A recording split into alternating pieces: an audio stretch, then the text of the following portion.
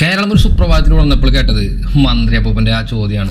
ആരും എഴുതി തയ്യാറാക്കി കൊടുത്തതാവില്ല എന്ന് ഉറപ്പോടെ ഞാനും അത് വായിച്ചു. ഈ പവർ കട്ട് എന്നത് കേട്ടിട്ട് എത്ര കാലമായി എന്ന്. മണ്ടത്തരങ്ങൾ മാത്രം വിളിച്ചു പറഞ്ഞ് പരാജയങ്ങൾ മാത്രം ഏറ്റുവാങ്ങുന്ന സംവാദകരും അണികളും അടിമകളും ദേശാഭിമാനി വായനക്കാരും അടക്കം പലരും കോൾമയിൽ കൊണ്ട ദിവസം. എന്നാൽ അഭിമാനപൂർവ്വം അച്ചടിച്ച മാനിഫെസ്റ്റോ പോലും മഷി പടരാനായിട്ട് നാണിച്ചു തലാത്തി നിൽക്കുന്ന അവസ്ഥയാണെന്ന്. വയനാട് വെള്ളം കിരിഞ്ഞതിനെ പച്ച മലയാളത്തിൽ വിള്ളൽ നിന്ന് മനസ്സിലാക്കാനുള്ള ബുദ്ധിയിലേക്കും വളർച്ചയിലേക്കും ഈ കേരളത്തിലെ ജനങ്ങൾ എത്തിയെന്ന് മനസ്സിലാക്കേണ്ടതുണ്ട്. അവരോട് ഇത് പവർ കട്ടല്ല നിയന്ത്രണമാണെന്ന് പറഞ്ഞ് മനസ്സിലാക്കി കൊടുക്കാനായിട്ട് ഇറക്കി വിടുന്ന ക്യാപ്സൂളുകൾക്ക് അത്ര വീരം ഉണ്ടാകുന്നില്ല.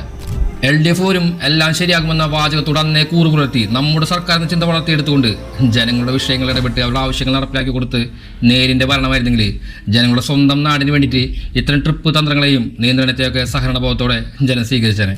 പക്ഷേ ഇതെല്ലാം ഞങ്ങൾ വന്നതുകൊണ്ട് മാത്രം ഞങ്ങൾക്ക് മാത്രം നടപ്പിലാക്കാൻ സാധിക്കുന്ന ഒന്ന് എന്ന് പറഞ്ഞ് നാട് നീളെ കോടികൾ ഫ്ലെക്സ് കെട്ടിപ്പൊക്കിയിട്ട് ഒരു രാഷ്ട്രീയ ലാഭത്തിന് വേണ്ടി വോട്ട് ലക്ഷ്യം വെച്ച് കറണ്ട് ബില്ലിൽ പോലും കനത്തിൽ എഴുതി വിട്ട പവർ കട്ടില്ലാത്ത 10 വർഷമെന്ന നുണവാചകം ആയുസില്ലാത്ത വാഗ്ദാനമായി മാത്രം മാറുകയാണ്. വോട്ട് പെട്ടിയിലേക്ക് കഴിഞ്ഞപ്പോൾ ജനങ്ങളെ ദ്രോഹിക്കുന്ന തരത്തിൽ പവർ നിയന്ത്രിക്കുമ്പോൾ അതിന്റെ പേരും ഞങ്ങൾ തീരുമാനിക്കുകയാണ്. വെളിച്ചമില്ലാത്ത ഈ സമയത്തെ ഇരുണ്ട കാലം എന്ന് തന്നെ ഞങ്ങൾ പറയും.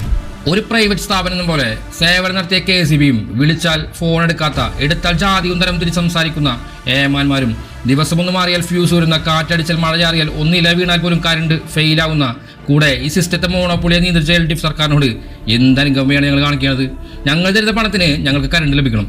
അത് ഞങ്ങളുടെ ഓരോരുത്തരുടെയും അവകാശം തന്നെയാണ്. സന്ധ്യാവോളം പണിയെടുത്ത് തളർന്നവൻ ഒന്ന് തലചാക്കൻ കിടക്കുമ്പോഴായിരിക്കും നിങ്ങളുടെ നിയന്ത്രണം ആരംഭിക്കുന്നത്. പല സ്ഥലങ്ങളിലും കുട്ടികളെയും മക്കളെയും വാരി പിടിച്ച് മനുഷ്യരെ KCB ഓഫീസിലേക്ക് ഇരച്ചെത്തുന്നത് നിങ്ങൾക്ക് കൂട്ടുവരുന്ന എല്ലാ വീട്ടിലും ഇൻവെർട്ടർ സൗകര്യം ഇല്ലാത്തതുകൊണ്ടാണ് സാർ. AC റൂമുകളിൽ കിടന്നുറങ്ങുന്ന നിങ്ങളുടെ മക്കളെ പോലെ അല്ലെങ്കിൽ പോലും ഞങ്ങളുടെ മക്കൾക്കും ഉറങ്ങേണ്ട സാർ. എന്താണെങ്കിലും മുത്തച്ഛന്റെ ചെറുമക്കൾക്ക് ഭാവിയിൽ പവർ കട്ട് എന്താണെന്ന് ഇനി പറഞ്ഞ് മനസ്സിലാക്കി കൊടുക്കേണ്ടി വരില്ലല്ലോ. അതാണ് എൻ്റെ ആശ്വാസം. ഈ പൊളിഞ്ഞ ചരിത്രം കെട്ടിപ്പൊക്കിയ കെട്ടുകഥ നിങ്ങളെ കാലാകാലങ്ങളിൽ വേട്ടയാടും.